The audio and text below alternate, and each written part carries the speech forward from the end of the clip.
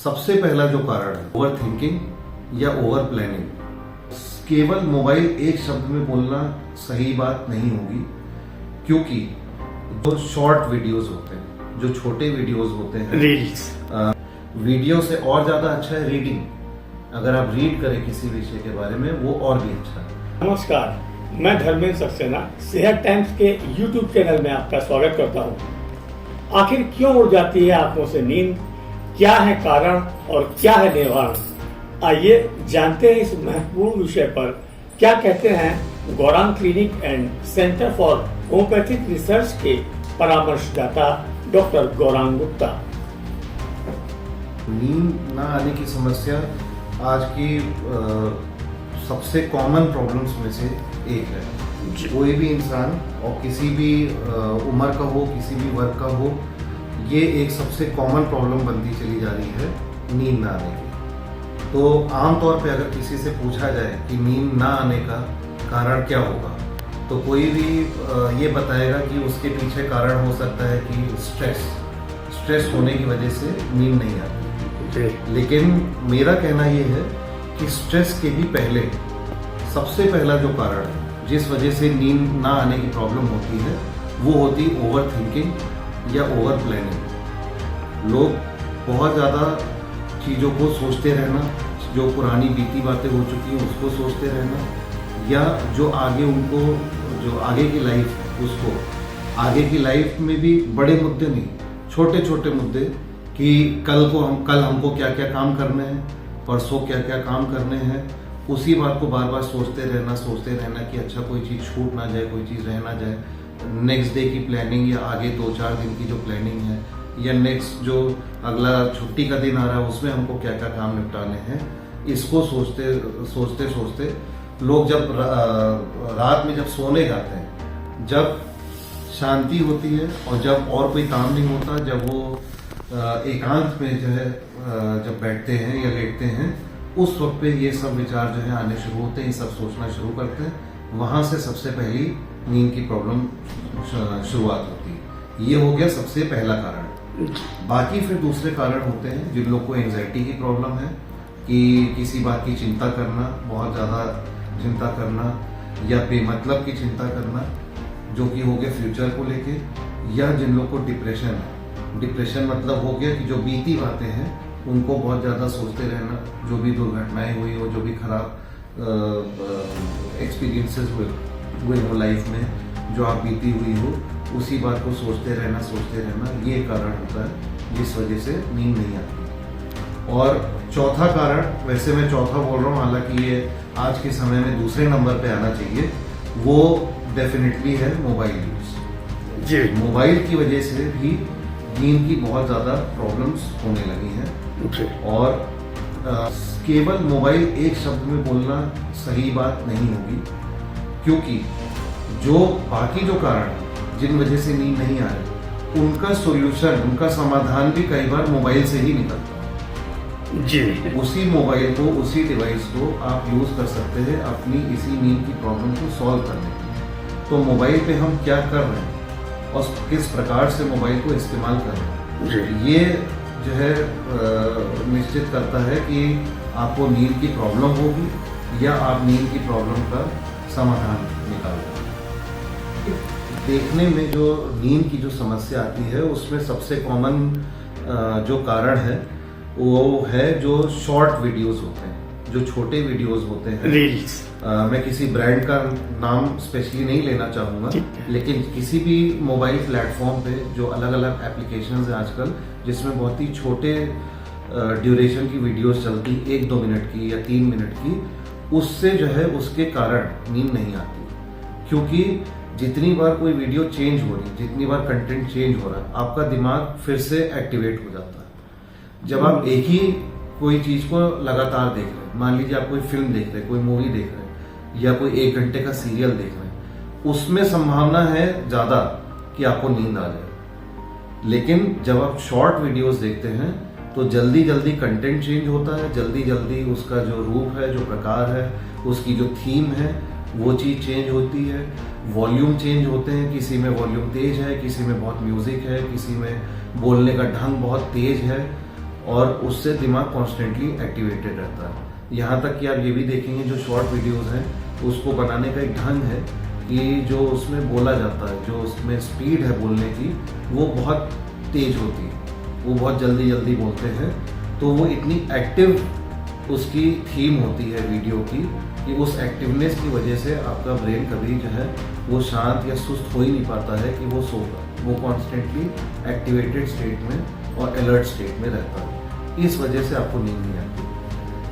इसी में अगर आप जो कंटेंट देखें वो हो गया कोई मोबाइल की सीरीज हो गई, या आप कुछ एजुकेशनल वीडियो देखें, आप यूट्यूब का कोई वीडियो देखें, आप हिस्ट्री से संबंधित जो है कोई वीडियो देखें, या मतलब जो आपके बहुत इंटरेस्ट की चीज़ है उसको नहीं, वो आप ना देखें। जनरल इंफॉर्मेशन वाली जो चीज़ होती है बस आप वो देखिए, जनरल जानकारी के लिए। मान लीजिए आपने अपने देश के बारे में या अपने देश का जो इतिहास है कि हमको स्वतंत्रता कैसे मिली, या जो सेनानी थे वो कौन थे, चंद्रशेखर आज़ाद के बारे में आपने सोचा कि चलो इनके बारे में जाना जाए, या वर्ल्ड हिस्ट्री के बारे में, इस प्रकार के टॉपिक कुछ भी हो सकता है। कुछ ऐसे जनरल नॉलेज वाले टॉपिक, कुछ एजुकेशनल टॉपिक, जब वो लंबे वीडियोस, आधे पौन घंटे के वीडियोस आप देखते हैं, तो वही एक कंटेंट को देखते देखते, और वही एक थीम है, वही एक स्टोरी है, जब आप उसको देख रहे हैं तो धीमे धीमे करके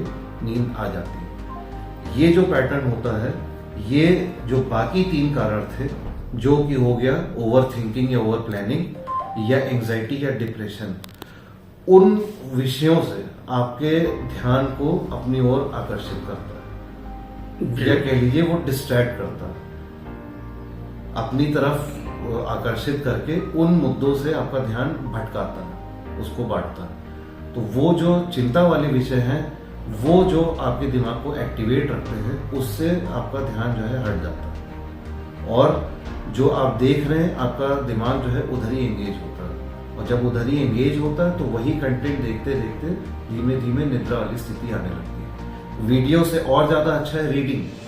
अगर आप रीड करें किसी विषय के बारे में, वो और भी अच्छा है। लेकिन पहले मैंने वीडियो को इसलिए रखा क्योंकि शायद पढ़ने वाले लोग कम हैं, वीडियो देखने वाले लोग अधिकतर हैं। ये जो लोग वीडियो में ज़्यादा रुचि रखते हैं और पढ़ने लिखने में बहुत ज़्यादा जिनको रुचि नहीं रहती है, बहुत इंटरेस्ट नहीं रहता है, या कई बार ऐसा भी होता है जिन लोग को जैसे चश्मा लगा हुआ है, या उनको पढ़ने में जो है कोई समस्या रहती है रात में, तो अगर वो केवल वीडियो देख रहे हैं तो वीडियो देख के भी जो मन का ध्यान है वो उस तरफ जो है डिस्ट्रैक्ट होता है और नींद आ सकती है। बहुत लोग का एक भ्रम भी है इस विषय में। लोग सोचते हैं कि अगर हम कान में गाने लगा लें, म्यूजिक सुनने लगें, तो उससे हमारा ध्यान भटक जाएगा, लेकिन ऐसा नहीं होता। मोबाइल कई लोग मेरे साथ शायद सहमति न रखें कि आप मोबाइल की वजह से नींद नहीं आती, और आप खुद ही कह रहे हैं मोबाइल यूज़ करने को, तो उससे कैसे नींद आएगी। और विशेषकर जो माँ बाप हैं वो हो सकता है हमारे साथ सहमति न रखें कि मतलब हम बच्चों को जो है वो चीज़ अलाउ कर रहे हैं।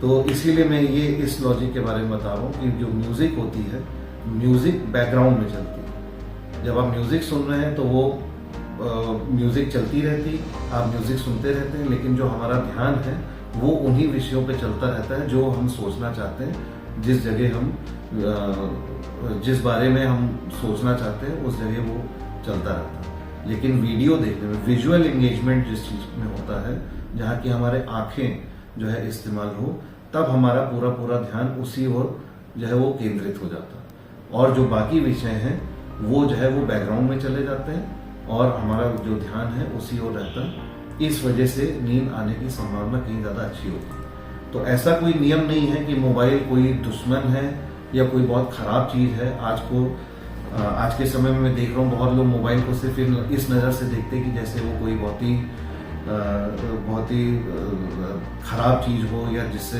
दुश्मनी वाली चीज़ हो। ऐसा नहीं, उसको करेक्ट वे में, करेक्ट तरीके से, किस जगह कब आप किस प्रकार से इस्तेमाल कर रहे हैं, ये अगर आप सही से समझें तो उसके जितने फ़ायदे हैं उतने ही नुकसान हैं। गलत समय पे आप एक तरह से इस्तेमाल कर रहे हैं तो फिर उसका प्रभाव गलत हो। सही समय पे आप वही चीज़ इस्तेमाल कर रहे हैं तो वो कहीं ज़्यादा आपको मदद भी कर सकता है। तो डॉक्टर साहब आपने ये जैसे बताई बातें, तो ये कारण और इसके कैसे बच सकते हैं, ये सारी बातें इसमें क्लियर हो गई।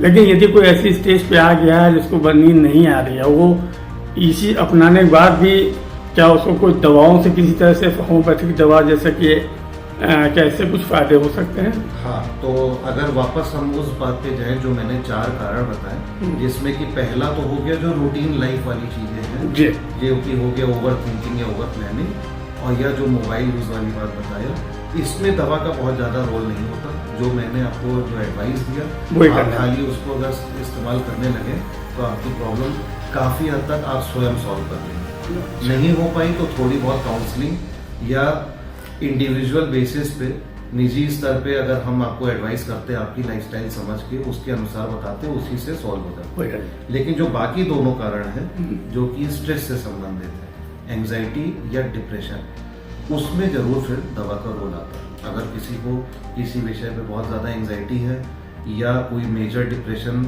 रहा है या अभी वर्तमान में चल रहा है, या किसी को कोई साइकेट्रिक बीमारी है जिस वजह से एंजाइटी रहती है या डिप्रेशन रहता है, कुछ डिप्रेसिव बीमारियां होती हैं, कुछ एंजाइटी वाली बीमारियां होती हैं, बाइपोलर डिसऑर्डर होता है, तो उन बीमारियों का उन चीज़ों पे जो है इलाज फिर करना पड़ता है, जिसकी वजह से फिर नींद में जो है वो नींद प्रॉपर आने लगे।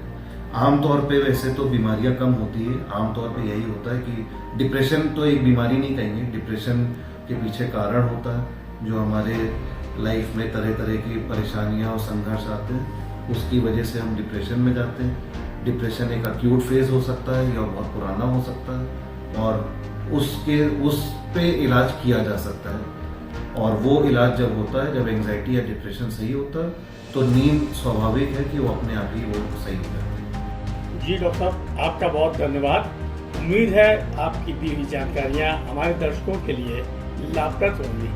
नमस्कार।